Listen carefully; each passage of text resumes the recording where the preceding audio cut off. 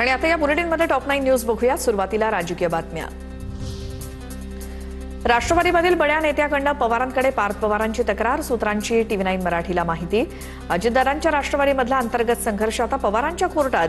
पवारांनी कुटुंब प्रमुख म्हणून पार्थ पवारांना समज द्यावी, बड्या नेत्याची मागणी, सूत्रांची माहिती। अजित पवारांच्या राष्ट्रवादीचे राष्ट्रीय प्रवक्ते बृजमोहन श्रीवास्तव यांना समज दिल्याची सूत्रांची माहिती। श्रीवास्तव यांना नव्या राष्ट्रीय कार्यकारिणीतून वगळलं। कार्यकारिणीतून वगळल्यानंतर श्रीवास्तव यांचे पवार कुटुंबावर आरोप। श्रीवास्तव हे पटेल तटकरेंचे निकटवर्तीय। निवडणूक आयोगाला दिलेल्या पत्रात तटकरेंच्या नावापुढे प्रदेशाध्यक्ष असा उल्लेख नाही। प्रफुल्ल पटेलांच्या नावापुढे कार्यकारी अध्यक्षपद नाही, तर आम्ही चर्चा करून मार्ग काढू, तटकरेंची प्रतिक्रिया। राष्ट्रवादीच्या प्रमुख नेत्यांच्या पुढील आठवड्यात बैठका होणार। पटेल आणि तटकरे यांच्याबाबत सुरू असलेल्या चर्चांबद्दल बैठक, पक्षातील कथित अंतर्गत कलहावरती चर्चा होणार। जात-पात धर्म धरून कधीच राजकारण केलेलं नाही। एखाद्याबद्दलची चुकीची भावना तात्पुरती असते। धनंजय मुंडेंचं वक्तव्य, खरं काय ते लोकांना कळतंच म्हणून मी शांत आहे, धनंजय मुंडेंची प्रतिक्रिया। शिवसेना पक्ष आणि धनुष्यबाण चिन्हाबाबत सर्वोच्च न्यायालयात 30 जुलैला सुनावणी होणार। शिवसेनेचं प्रकरण काल सुनावणीसाठी कार्यतालिकेमध्ये सूचीबद्ध केलं होतं, मात्र वेळेअभावी सुनावणी होऊ शकली नाही। न्यायालयानं पुढची तारीख निश्चित केली।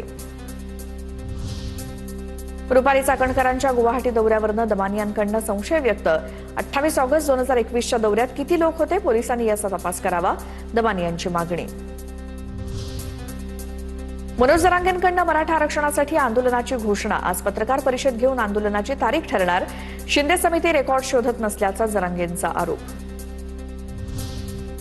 पुण्यातील मुंढवा जमीन गैरव्यवहार प्रकरणात दिग्विजय पाटीलच्या विरोधात चार्जशीट दाखल। शासकीय जमीन परस्पर खरेदी केल्याचा आरोप। पहिल्या चार्जशीटमध्ये दिग्विजय पाटीलचं नाव नव्हतं।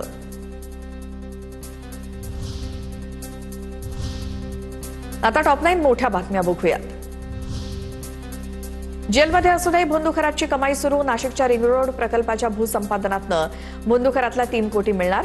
गवळणे परिसरात भोंदूखरात आणि त्याच्या पत्नीला भूसंपादनाचा मोबदला मिळणार।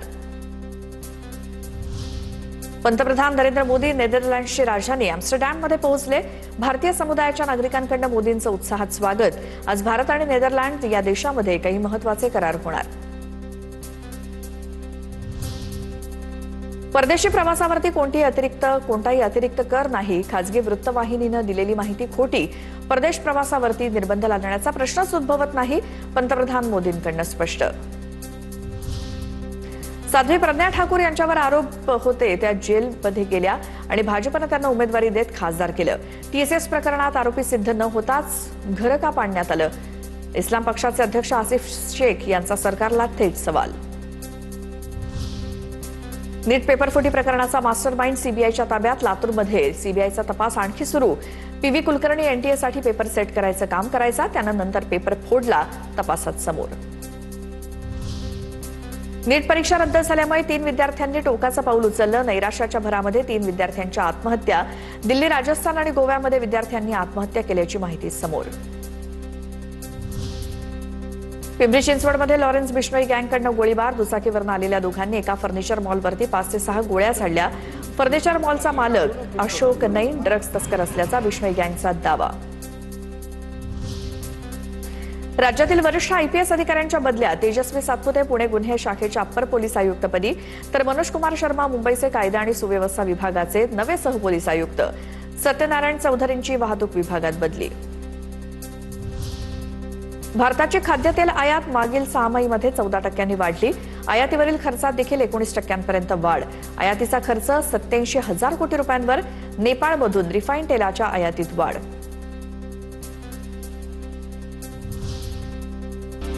आता टॉप 9 महत्त्वाच्या बातम्या बघूयात। TMC नेते अभिषेक बॅनर्जी यांच्या विरोधात FIR दाखल। निवडणूक प्रचारादरम्यान केंद्रीय गृहमंत्री अमित शहांना धमकी दिल्याचं प्रकरण। एका सामाजिक कार्यकर्त्याच्या तक्रारीनंतर FIR दाखल।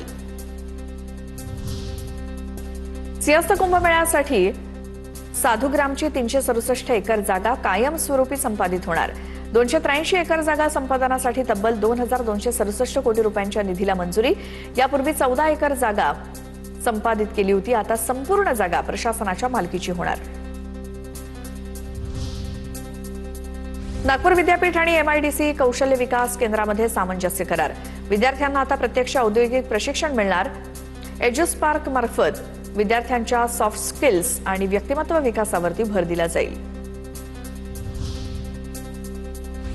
महाराष्ट्र सायबर पोलिसांचा ऍपल आणि गुगलला पत्र. प्ले स्टोअर, ऍपल स्टोअरवरनं Rapido, Uber, Ola bike application काढून टाकण्याची मागणी. शासनाच्या परवानगीशिवाय बाईक टॅक्सी सुरू असल्याचा पत्रामध्ये उल्लेख. वैश्विक ओळखपत्र काढण्यासाठी 30 सप्टेंबरपर्यंत मुदतवाढ. दिव्यांग बांधवांना फडणवीस सरकारचा दिलासा. सप्टेंबरपर्यंत दिव्यांगांचं अनुदान सुरू ठेवण्याचे मंत्री अतुल सावेंचे निर्देश. उत्तर प्रदेशच्या नोएडामध्ये आगीची घटना. फर्निचर मार्केटमध्ये भीषण आग. आगीत तब्बल 12 दुकानं जळून खाक. 32 अग्निशमन दलाच्या गाड्यांनी 40 मिनिटात आगीवर नियंत्रण मिळवलं. कोकण आणि विदर्भ आता रेल्वे मार्गाने जोडले जाणार. कोकण रेल्वे मार्गावरनं धावणारी नागपूर मडगाव गाडी आजपासून नियमित केली आहे. नागपूर, अकोला, अमरावतीमधील नागरिकांना थेट कोकणात जाता येणार.